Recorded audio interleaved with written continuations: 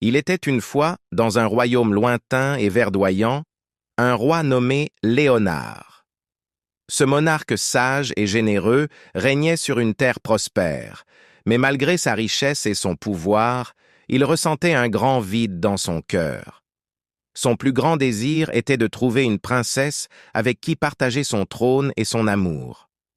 Un jour, après une longue réflexion, le roi Léonard décida qu'il était temps de partir en quête de celle qui deviendrait sa reine. Il convoqua ses conseillers et leur annonça son projet.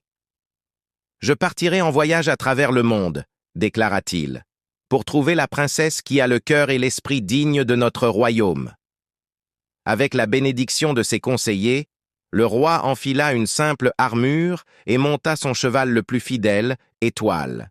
Il se lança sur les chemins inconnus, laissant derrière lui son royaume brillant et ses sujets inquiets. Léonard parcourut des forêts enchantées, gravit des montagnes escarpées et navigua sur des rivières mystérieuses. Chaque région visitée avait ses propres merveilles et défis, mais aucune des princesses qu'il rencontra ne répondait aux critères du roi. Certaines étaient belles et gracieuses, d'autres étaient intelligentes et courageuses, mais aucune n'avait ce mélange rare de qualités qu'il recherchait. Un jour, alors que Léonard traversait une vallée brumeuse, il arriva dans un village simple, presque invisible sous les arbres denses. Là, il entendit parler d'une princesse légendaire vivant dans un château caché au sommet d'une montagne lointaine. On disait d'elle qu'elle possédait une sagesse et une bonté inégalées. Intrigué, le roi décida de se rendre à ce château mystérieux. Après une montée périlleuse et un voyage fatigant, Léonard atteignit enfin le sommet. Devant lui se dressait un vieux château enveloppé de lierre et de mystère. En entrant, il découvrit une couronne de fleurs posée sur un trône en pierre. La princesse ne se trouvait pas là, mais des indices le guidaient vers un jardin secret, magnifique et tranquille.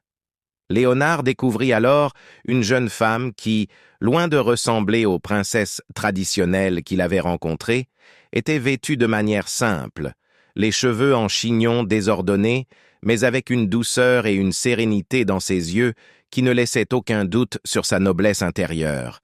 Elle s'appelait Alia, et elle était la gardienne du jardin, non pas une princesse en titre, mais une femme dont la bonté et l'intelligence étaient reconnues par tous.